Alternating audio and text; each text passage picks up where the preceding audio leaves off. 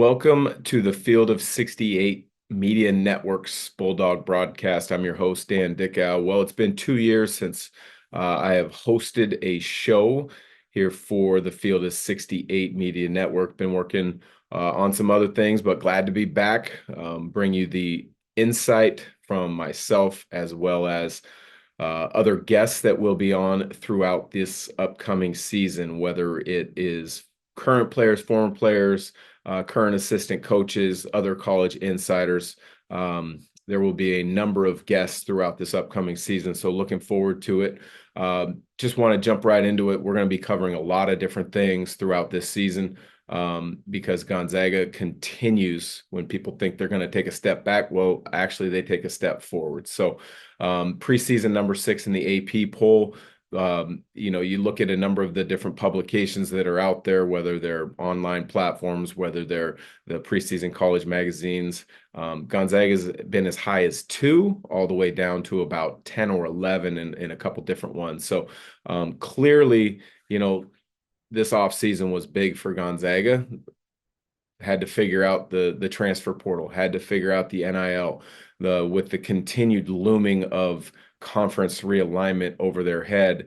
I think they came out with absolute flying colors. When you look at 7 of the 8 returning scorers from the season ago are back. The only player they have to replace, yes, he's a big one, being Anton Watson, who was one of the leading scorers, was one of the leading rebounders a season ago, was their most versatile defender. But when you look at having to replace having to replace Anton Watson, I think they can do it in the aggregate with 4 starters returning, and then you get a couple tremendous additions in the transfer portal. Michael Ajayi from Pepperdine, who led the WCC in scoring, was second in rebounding. Khalif Battle from Arkansas, who was on a complete scoring tear to finish off his season in the SEC a year ago. Emmanuel Innocenti, freshman a season ago at Tarleton State in the WAC, was all defensive team as a freshman.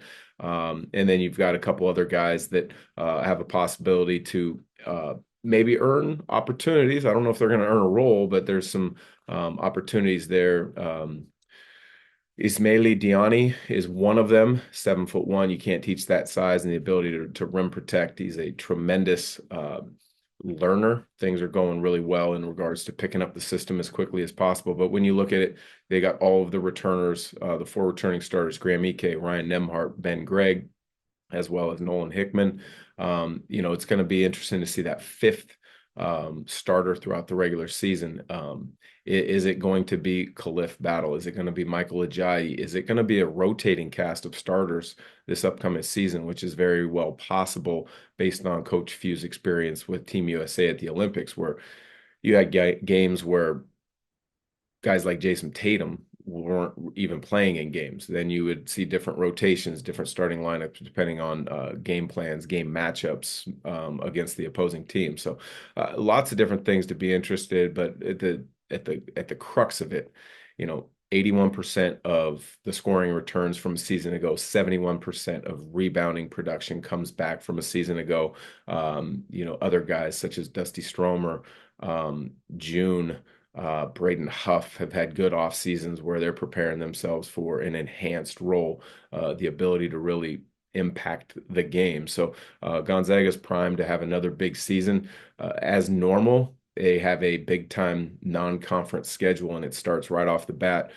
Game 1, Monday, November 4th, when Baylor, another top 10 team led by freshman VJ Edgecombe, who's a probable top 3, top 5 pick in the NBA draft this upcoming season, and Jeremy Roach and others will be in town. So that's going to be a tremendous matchup to start the season. And usually you see, high-level programs kind of ease into 1 or 2 games before you go ahead and play a big-time matchup. That's not the case for Baylor and Gonzaga this year. So that'll be, must-see TV on night 1 of college basketball. Thank you to our presenting sponsors. If you have interest in joining the Bulldog broadcast, the Field of 68 Media Network, for being a sponsor, don't hesitate to reach out to me, Dan Dickau, at hotmail.com.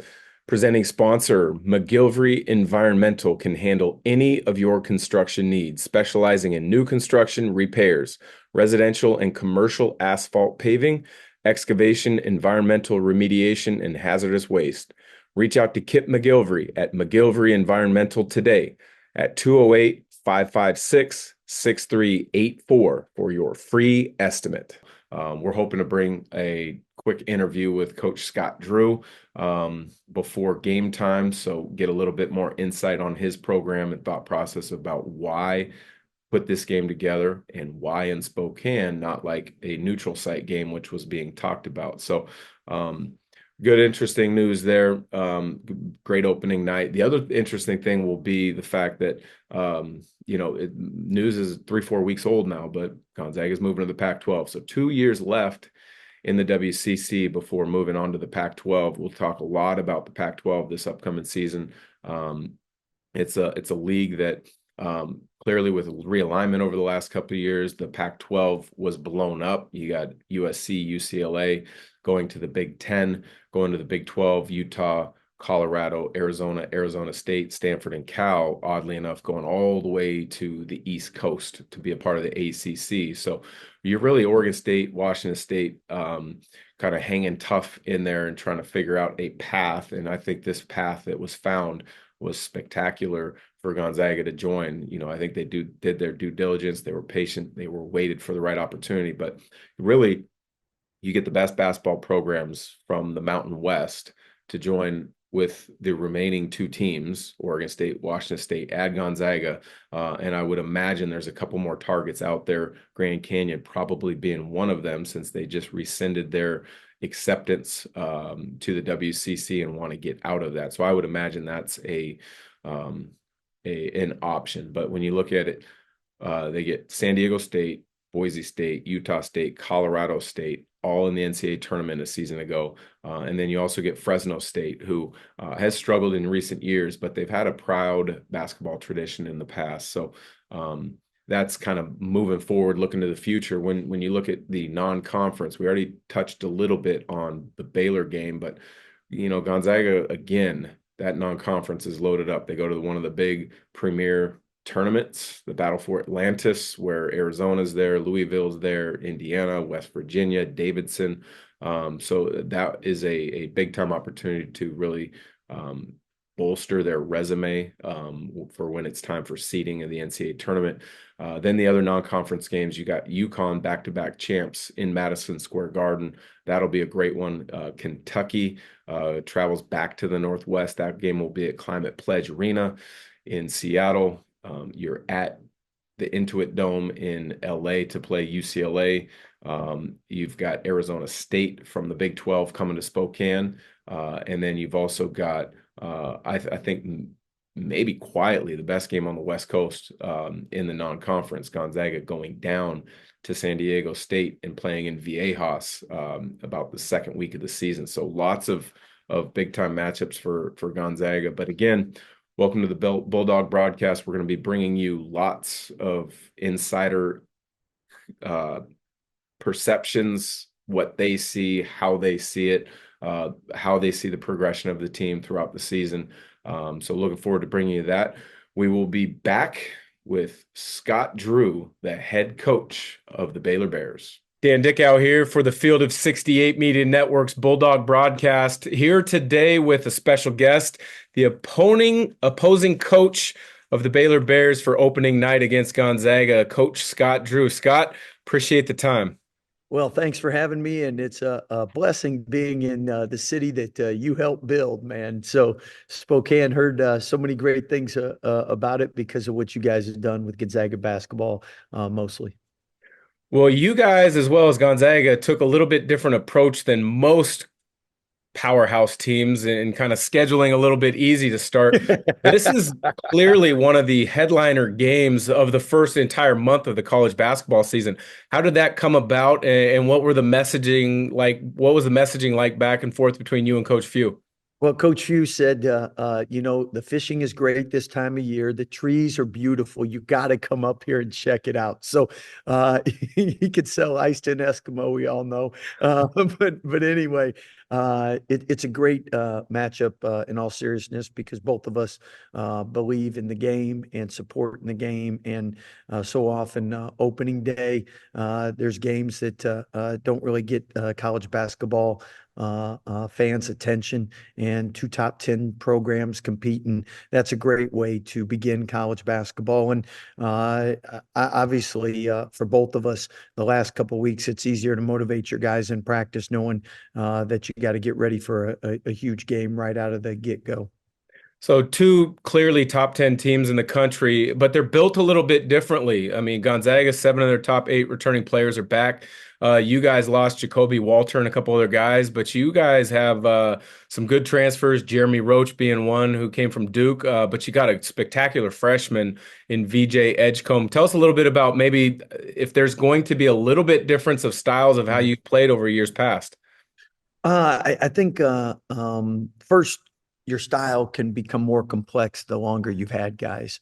And then when you have a newer team with only one returning starter, you try to make it 1 + 1 = 2 and pretty basic and get everyone on the same page. Obviously, it's a big advantage if you have a lot of returning players early in the year. But the great thing about playing this game right away, we'll know what areas we need to improve and get better at to have a chance to be successful come conference time. And I know we like the guys that we have because you have two that have Final Four experience in Jeremy Roach, nor Chadomir. You mentioned VJ Edgecombe. Also, Rob Wright was the starting point guard for Mount Vernon, undefeated team last year. So you bring in a couple other transfers, Jalen Celestine, and then Jason Asamoto is another highly touted freshman. So we like our mix. Now it's just they got to get used to playing with one another, and then obviously opening up like this will tell us right away where we need to improve and get better in a hurry. You guys have run some different defensive schemes over the years. You had a tremendous matchup zone, and then when you guys won the national title, if I remember correctly, you guys were more man, strictly man.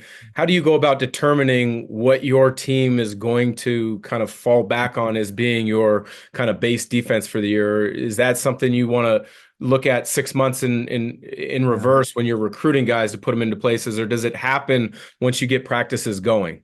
Yeah, great question. I think for us, it's bringing in people that represent our culture, preparing champions for life. That spiritual, academic character, basketball. Who represents our university will play with a culture of joy, and from there, coming up with what offense and defense best fits them. If we got a zone team, we're going to zone. If we got a man team, we're going to man. If everything's equal, normally you're going to play man. Most people are more comfortable with that, know how to do that early on in the year. I will tell the people in the front row, make sure your hands are ready because we're still learning each other's names, and you might get some wild passes as we figure things out. That's awesome. Yeah, definitely in that front row, the Spokane Arena is probably going to be 12,000 excited fans to see a new look for their Gonzaga Bulldogs facing off against a great team like yours. You obviously, I think you have the advantage in preparation because you can see what they have back as opposed to the Gonzaga staff looking at what you have back. Um, how do you go about preparing your team to play against Gonzaga and what you think they're going to implement as their philosophy early in the season for Monday night's matchup? Well, the other flip side of that is they actually know what they're going to do and they have experience doing it. And we're trying to figure it out and trying to implement it. But I think with us, at the end of the day, basketball is a simple game. You want to get high percentage shots and you want to keep the other team from doing that. And to start out in the beginning of the year, I know what Coach View, Hall of Fame coach, unbelievable career, but his teams never beat themselves. You got to beat them. And early on, the question is with the newer group for us, we just we want to control what we can control and not make as many mistakes and give ourselves a chance to be successful on the court. So hit singles, doubles, and we'll improve throughout the year. And the great thing about this game for both of us, it can only help you net rating wise throughout the year. Well, I know you and Coach Few are tight, and I know Gonzaga flirted with the Big 12. They've recently made announcement they're moving to the Pac-12. What were any of the conversations between you guys like when obviously there was talk about Gonzaga switching leagues? Because with all the realignment in college basketball, you know it was only a matter of time, but he Yeah. needed to make, and the athletic department needed to make the right decision for the school and the basketball program. Well, first, it's a great tribute to Gonzaga that everybody is interested in them from what you've helped build and so many other great players here and Coach Few. And obviously, I don't get to talk about conference expansion, but the great thing is everyone knew wherever Gonzaga went, they would provide value for the league and would be a great program. Coach, I appreciate the time. I know you got a lot to do. Finish your scouting reports, get your guys ready to go. It's a terrific night of college basketball kicking off, and no better game than Baylor against Gonzaga at Spokane Arena. So thanks for your time. Appreciate you.